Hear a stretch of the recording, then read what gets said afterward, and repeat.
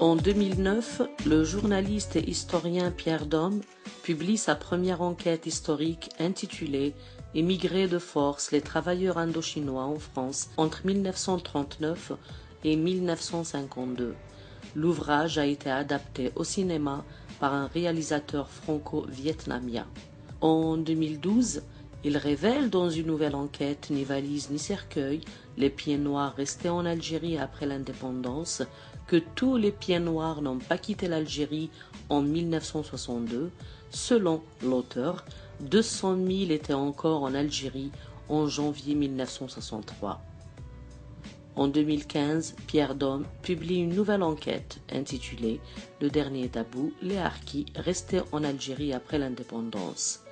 Il révèle que la majorité des Harkis, bien qu'ayant traversé une période effroyable après-guerre, n'ont pas été victimes de massacres et ont continué non sans difficulté évidemment leur vie en Algérie.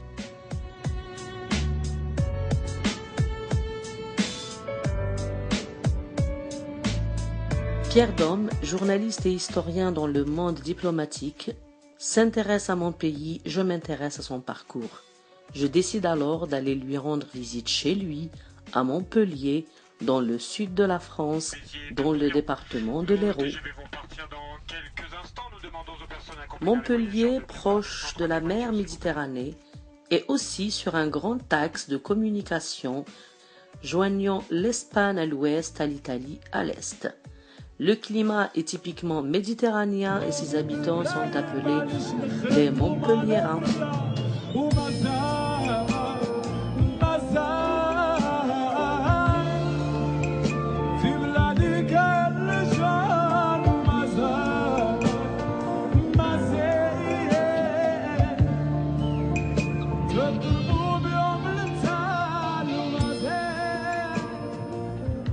Alors, sachant que vous n'avez aucun lien familial avec l'Algérie, ma question serait donc, pourquoi un tel intérêt pour l'Algérie, monsieur Pierre Dôme? Oh ben, écoutez, c'est un intérêt profondément journalistique, puisque c'est un pays qui est finalement très peu couvert par les médias français, pour deux raisons. D'abord, parce que les autorités algériennes sont souvent très pénibles dans la délivrance de visas pour la presse. Donc l'Algérie ne veut pas que des journalistes étrangers viennent trop mettre le nez chez elle. Et d'autre part, il y a aussi un vieux malaise entre la société française et la société algérienne. Pour aller vite, je dirais presque la société française se dit bon ben écoutez, en 62 vous n'avez plus voulu de nous, bon ben on s'intéresse plus à vous. Et en fait c'est quand même assez surprenant comment il y a dans les médias français il y a beaucoup plus de reportages sur le Maroc et la Tunisie par exemple que sur l'Algérie. Donc moi à partir de là donc moi je m'intéresse au monde entier. Et là, si vous voulez, il y a une sorte de créneau peu travaillé par les médias français. Donc, au fur et à mesure des années, là, je suis devenu un des spécialistes français, un des journalistes français spécialistes de l'Algérie, puisque maintenant, ça fait 10 ans que je vais en Algérie à peu près tous les ans et même plusieurs fois par an. C'est plus lié à l'histoire quand même. Vous avez fait une enquête sur les pieds noirs restés en Algérie. Après, c'est autour des Harkis. Donc, comme vous l'avez dit, j'ai une sorte de double casquette. Je suis d'un côté journaliste et de l'autre, je suis historien. Alors, j'ai commencé à découvrir l'Algérie avec ma casquette de journaliste. Et c'est vrai que dès qu'on essaye de comprendre le fonctionnement aujourd'hui de la société algérienne, on est obligé de s'intéresser au passé colonial et à la guerre de libération, puisque la société algérienne est encore extrêmement marquée par ce passé, un passé qui ne passe pas, un passé rempli de violence et de souffrance qui n'ont pas été beaucoup travaillées. Et donc, c'est vraiment très frappant comment ce passé colonial, qui commence déjà à être un peu ancien, hein, ça fait presque 60 ans que l'Algérie est un pays libre et indépendant. Ce passé est encore extrêmement présent.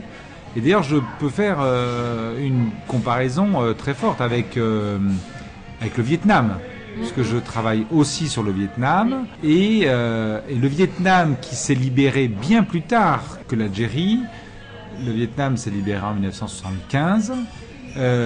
Vous allez au Vietnam, les Vietnamiens s'en fichent et des Français et des Américains. Les Vietnamiens, ils pensent au présent et ils pensent à l'avenir. En Algérie, il y a un traumatisme qui n'est pas guéri, qui force en quelque sorte les Algériens à rester bloqués sur ces traumatismes anciens. Et voilà. Et donc c'est très frappant la différence, par exemple, avec le Vietnam. Donc avec votre casquette de journaliste, vous avez été en Algérie pour un reportage sur les années 90. Donc au mois d'août dernier, le Monde diplomatique, le mensuel français avec lequel vous travaillez, était introuvable dans les kiosques algériens. Le gouvernement a refusé la distribution du magazine à cause d'une enquête intitulée « Mémoire interdite en Algérie », une enquête sur la société algérienne, 20 ans après l'extrême violence des années 90, où vous avez parlé d'une ultra-violence généralisée. C'est la première fois que le magazine disparaît des kiosques depuis 30 ans. Personnellement, j'ai lu votre article et j'ai écouté la version audio que vous avez mis en ligne. Il n'y avait rien de dérangeant dans ce que vous avez relaté, rien de plus que ce qu'on savait déjà. Mais qu'est-ce qui a pu déranger les autorités algériennes dans votre enquête? Alors, ça c'est à vous de mener une enquête auprès des autorités algériennes. C'est aux journalistes algériens de demander, de poser la question à ceux qui ont censuré le Monde diplomatique du mois d'août, les raisons d'une telle censure. Puisque, bien évidemment, les autorités algériennes ne m'ont pas expliqué à moi, Pierre Daume, pourquoi elles avaient censuré mon article. Ça serait le travail des journalistes algériens de faire cela. Malheureusement, les journalistes algériens ne l'ont pas fait, ce travail. Et là, on peut d'ailleurs s'interroger pourquoi les journalistes algériens ne l'ont pas fait. Est-ce qu'ils partent battus d'avance? Ils savent que ce sont des informations qu'ils n'arriveront jamais à obtenir. Ils n'arriveront jamais, ne serait-ce qu'à savoir à quel niveau a été prise la décision de la censure.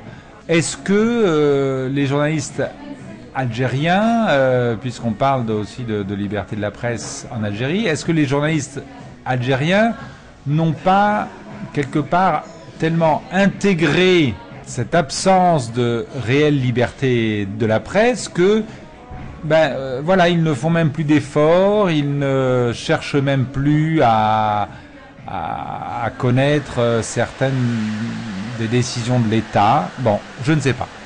Maintenant, votre question, c'est plutôt à votre avis, est-ce que vous avez des soupçons, est-ce que vous avez des hypothèses, hein? Bon, alors là, des soupçons et des hypothèses, j'en ai plusieurs. D'abord, je me suis interrogé à quel niveau cette censure a été prise. Il n'est pas du tout certain que la décision ait été prise dans les plus hautes instances de l'État, puisque dans un pays avec une telle absence de liberté dans les institutions comme l'Algérie, eh ben, ça crée depuis des années, depuis des décennies, une peur, en fait, à tous les niveaux, dans les administrations, dans les ministères. Chacun, quelle que soit sa position, a peur de son chef. Et il a peur de se faire taper sur les doigts. Et donc, ça peut très bien être un modeste fonctionnaire des douanes algériennes qui... sa fonction, à chaque fois que des journaux viennent de l'étranger, c'est de jeter un coup d'œil si tout va bien. Là, il a vu un article sur l'Algérie, donc déjà il a fait tilt. Ensuite, il a vu que ça parlait des années 90 du terrorisme. Et à la limite, peut-être qu'il a même pas lu l'article. Il s'est dit, par prudence, j'interdis la diffusion. Il n'a même pas demandé plus haut, etc. Bon, donc déjà ça, on ne sait pas exactement comment fonctionne le système de la censure en Algérie. Exact. Donc certains journalistes ont évoqué les articles 45-46 de la Charte pour la paix et la réconciliation nationale qui interdit d'évoquer les blessures des années 90. Donc certains se sont penchés sur ce détail-là, sur cette question-là. D'autres critiquent le fait que vous ayez évoqué l'état de santé du président.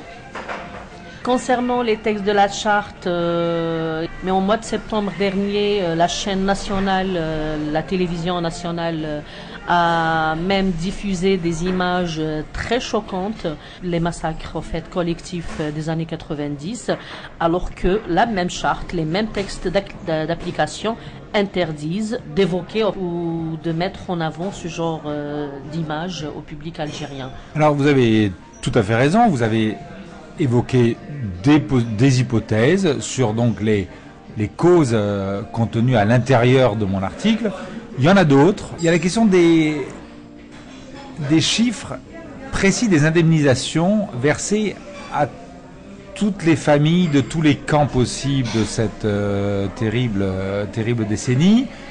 Moi, quand j'ai commencé mon enquête, je pensais que bon, ces chiffres, hein, c'est des indemnisations publiques, c'est connu, hein, enfin, ça devrait être connu dans un état de droit. C'est comme le SMIC, tout le monde connaît la valeur du SMIC.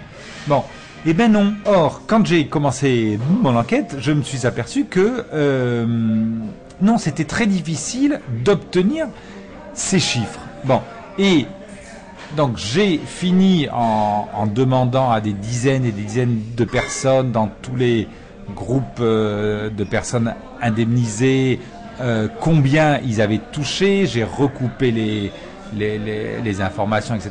Et j'ai fini par avoir des sommes, des chiffres assez précis.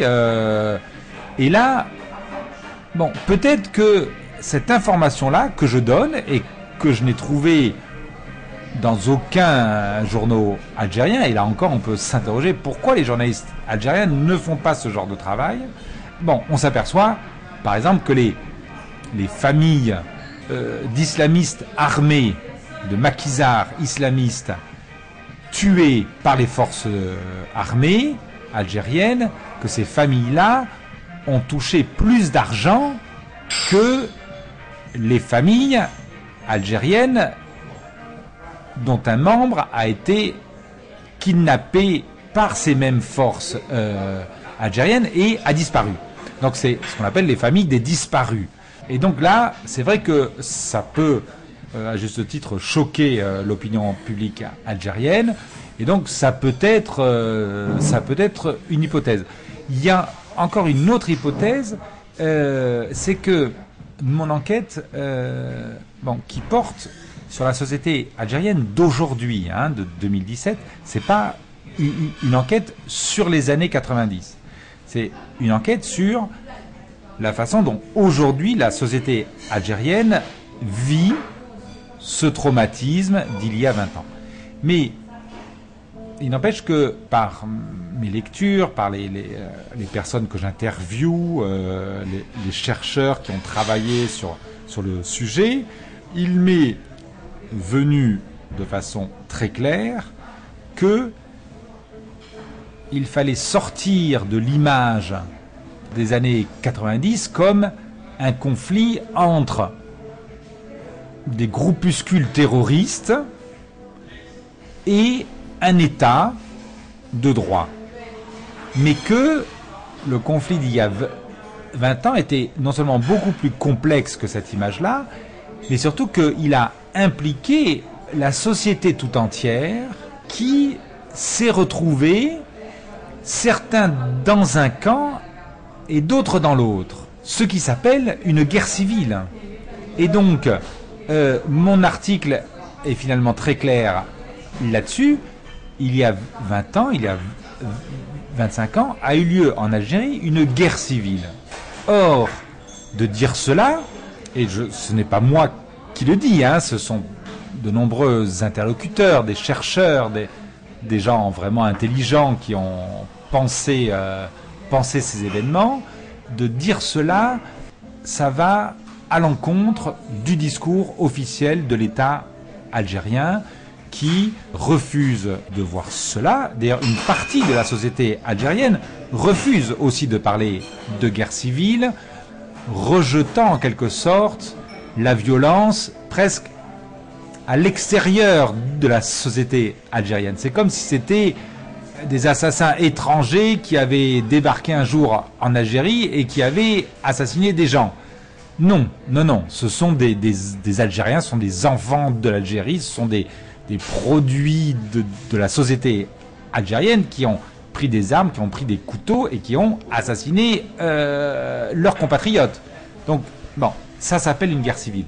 Et donc ça, qui est aussi au cœur de mon article, c'est aussi peut-être une des raisons qui a poussé les autorités algériennes, malheureusement, à censurer la diffusion du monde diplomatique en Algérie. À l'occasion de la célébration du 12e anniversaire de l'adoption de la Charte pour la paix et la réconciliation nationale, et parce qu'on ne construit pas la démocratie sur des mensonges et des occultations, la coalition des associations de victimes des années 90 ont organisé des journées contre l'oubli à travers des expositions, des projections de films documentaires et de conférences débats. Les animateurs de la coalition ont insisté sur la vérité et la justice, dénonçant le silence et l'oubli imposés par la charte dite pour la paix et la réconciliation nationale, une charte qui amnistie tous les coupables et impose à la victime de pardonner, à l'occulte les traumatismes au lieu de les soigner. Vous dites dans votre article, je vous cite, « Le gouvernement n'a jamais songé à permettre aux Algériens,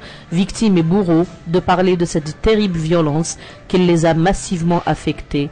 Tout comme vous, nous avons tous remarqué l'absence du mot terrorisme dans les textes d'application de la charte, remplacé par l'expression tragédie nationale.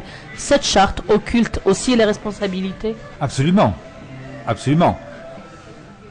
Les responsabilités des assassins au niveau individuel, et il y a eu des assassins dans les deux camps, et les responsabilités de l'État, à la fois dans les assassinats perpétrés par ses agents, soit par des militaires, soit par des policiers, soit par qu'on appelle les patriotes, ces civils qui ont été engagés en quelque sorte par l'armée et à qui l'armée a donné des armes pour protéger leur village. Mais malheureusement, certains de ces patriotes ont abusé de leur pouvoir pour commettre des crimes. Là, dans ce cas-là, les criminels eux-mêmes, le policier qui kidnappe, qui torture, qui assassine et qui fait disparaître un corps est responsable à titre individuel. Mais l'État est responsable en tant qu'État. Et donc là, c'est sûr que la charte de 2005 et ses décrets d'application de 2006 effacent de façon de façon tellement rapide, tellement cruelle et tellement dangereuse pour le bien-être de la société, efface toutes ces responsabilités-là.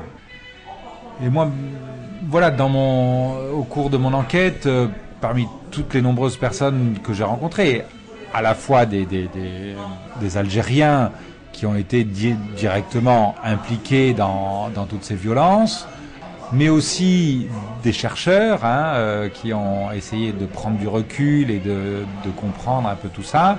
Bon, il y a deux psychanalystes que j'ai trouvé extrêmement intéressants. Alors, bon, il existe malheureusement extrêmement peu de psychanalystes en Algérie, et d'ailleurs, ceci explique cela, parce que, comme dit la psychanalyste algérienne Karima Lazali, la parole est blessée en Algérie, la parole est traumatisée, la parole est fracassée. Or, c'est-à-dire que en Algérie, la plupart des Algériens n'arrivent pas à exprimer leurs déchirures intérieures. Or, la psychanalyse, la base, c'est de commencer à exprimer ces déchirures intérieures. Sinon, on ne peut pas faire de la psychanalyse. Donc, tout ça est lié, hein, le fait qu'il y ait si peu de psychanalystes en Algérie. Mais, donc, ce que dit Karima Lazali, notamment dans mon reportage, c'est que un des grands problèmes de cette charte de 2005, au-delà du sentiment d'injustice qu'elle peut naturellement provoquer chez toutes les victimes, à qui on dit oubliez vos souffrances, oubliez que vous avez été victime, quoi qu'il arrive, n'espérez jamais que votre bourreau paye pour ce qu'il a fait. Donc ça, c'est sûr que déjà c'est extrêmement douloureux d'entendre une chose pareille. Mais au-delà de cela, la conséquence terrible de cette charte, c'est d'empêcher la parole en Algérie et donc d'empêcher la guérison du traumatisme.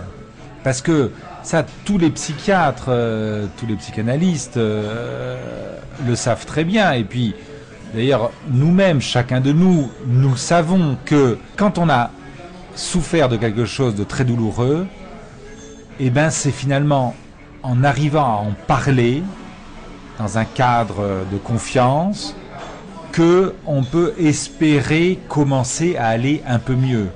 Si on ne peut pas en parler, si on vous interdit même d'en parler, eh ben, vous pouvez porter cette blessure, mais pendant 30 ans, pendant 40 ans, pendant 50 ans, vous allez même la transmettre à vos enfants.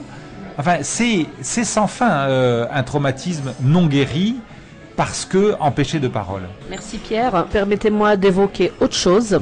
Donc, le 22 octobre prochain, l'Algérie commémore pour la 5e fois la journée nationale de la presse, décrétée le 3 mai 2013 par le président de la République Abdelaziz Bouteflika. La date choisie coïncide avec la parution, le 22 octobre 1955, du premier numéro du journal El Muqawam El Jazairiya, ou Résistance algérienne, organe du FLN, qui a précédé la publication du quotidien national El Moudjahid. La journée nationale de la presse vise à rendre hommage au courage et à l'indépendance de la presse algérienne. Le contexte actuel est en outre marqué par les fermetures de chaînes de télévision et de médias en ligne. En août dernier, vous-même étiez victime de censure en Algérie. En tant que journaliste, étranger, victime de censure, quel regard portez-vous sur l'avenir de la presse en Algérie? Alors, non seulement j'ai été victime de censure, c'est-à-dire que le numéro du Monde diplomatique d'août 2017, dans lequel a été publié mon reportage, a été interdit de diffusion. Mais en plus, au cours de mon reportage, quelques mois auparavant, pour ce reportage, j'étais en avril 2017 en Algérie. Au cours de ce reportage, j'ai été kidnappé, il n'y a pas d'autre mot, j'ai été kidnappé en pleine rue, en plein jour, sur Didouche Mourad, par 4 types en civil. Donc il était 10 heures du matin, je m'apprêtais à attraper un taxi devant la pompe à essence du Sacré-Cœur. Et là, il y a 4 types en civil qui m'entourent, qui se rapprochent de moi. Il y a une voiture qui avance au ralenti, la portière s'ouvre, enfin c'était comme dans un film américain, et un des 4 types me dit montez. Bon, c'est la première fois que ça m'arrive alors que je suis allé faire des reportages dans énormément de pays au monde. Je me doutais que c'était des flics, des services secrets, mais j'ai quand même voulu montrer que c'était pas normal de procéder comme ça, donc j'ai dit mais vous êtes qui? Le type m'a vaguement montré une plaque métallique de la police. Bon, de toute façon j'allais pas faire comme dans les films américains, leur filer des coups de poing sur la figure et partir en courant, donc j'ai obéi. Bon, et ils m'ont quand même retenu 2 heures dans un commissariat, bon, ce qui est complètement inadmissible. Et donc que ce même État commémore officiellement la liberté de la presse, c'est une vaste plaisanterie. C'est une vaste plaisanterie. Et le faire le 22 octobre, bon, alors là c'est un exemple après 1000 de l'instrumentalisation de la guerre de libération par les autorités d'aujourd'hui qui utilisent, réutilisent, surutilisent, instrumentalisent, réinstrumentalisent, mais c'est sans fin, un combat très noble parce que, alors là, j'aime mieux vous dire que les mecs du FLN en 55, c'était autre chose que les mecs du FLN en 2017. Et donc, ils instrumentalisent un combat très noble, le combat de la presse à l'intérieur du FLN de 1955, qui était un combat tout à fait admirable, pour aujourd'hui masquer une situation d'absence de liberté. Bon, c'est vraiment, c'est assez honteux. Merci. Il y a, semble-t-il, deux visions de la liberté de la presse en Algérie. C'est ce que vous évoquez là. Celle de l'intérieur du pays qui estime que les journalistes algériens ont gagné avec les années un espace d'expression et des droits inaliénables pour faire correctement leur travail. Puis celle de l'extérieur de l'Algérie qui voit le rôle du journaliste se dégrader avec le temps. Le gouvernement algérien estime que le pays a fortement évolué. Pour preuve, la mise en place de cette journée nationale de la liberté de la presse. Quelle place, justement, ce pays accorde-t-il à cette liberté? Alors, je ne suis pas sûr de comprendre exactement votre différence entre l'intérieur et l'extérieur. Parce que, mais je poursuis, parce que c'est vrai que c'est étrange un peu la presse en Algérie, parce que elle pourrait donner l'impression, dans un premier temps, d'une très grande diversité, hein. Il y a un nombre de titres absolument impressionnant. Elle pourrait donner l'impression d'une vraie liberté de ton, puisqu'il y a dans les pages éditorialisées de tous ces quotidiens. Alors bon, je lis surtout les quotidiens francophones, mon arabe n'étant pas encore suffisamment costaud pour lire les quotidiens arabophones, mais j'ai suffisamment d'amis qui me traduisent certains articles de la presse arabophone. Donc je disais, on pourrait avoir l'impression d'une liberté de ton, d'une réelle liberté de ton dans la presse algérienne. Sauf que, à y regarder de plus près, en fait, il est en effet à peu près autorisé de dire tout et n'importe quoi dans les médias algériens. Parce que dire n'importe quoi, ça ne prête pas à conséquence, puisque vous n'apportez pas de preuves de ce que vous dites. Par exemple, si je dis que le Premier ministre actuel est corrompu et qui possède un compte en banque en Suisse rempli, non pas de millions de dinars parce qu'il ne serait pas très riche, mais de millions de francs suisses. Ça, c'est vrai qu'on peut le dire dans la presse algérienne, mais si j'apporte pas une preuve, une copie de son numéro de compte en banque suisse avec le chiffre qu'il y a dessus. C'est-à-dire que si je ne fais pas mon boulot de journaliste pour aller chercher les informations et les preuves de ce que je dis, le pouvoir comme le peuple, il rigole de ce que je dis parce que il y croit pas, c'est une question de croyance, c'est pas une question de vérité. Or, par contre, ce qui est interdit, ou en tous les cas extrêmement difficile en Algérie, c'est de mener une réelle enquête journalistique. Et c'est là où se cache le vrai absence de liberté de la presse en Algérie, une absence de liberté réelle qui est masquée par une fausse liberté de ton, où on peut dire n'importe quoi du moment qu'on n'apporte pas les preuves de ce qu'on dit. L'Algérie est arrivée à la 134e place du classement mondial de la liberté de la presse de RSF pour l'année 2017, perdant ainsi 5 places par rapport à l'année précédente. Toujours classée en situation difficile, la presse en Algérie est confrontée à plusieurs contraintes et peine toujours à se procurer une liberté réelle. Cette édition du classement mondial de la liberté de la presse est marquée, selon RSF, par la banalisation des attaques contre les médias et le triomphe d'hommes forts qui font basculer le monde à l'ère de la post-vérité, de la propagande et de la répression, notamment dans les démocraties. Est-ce le grand basculement à votre avis?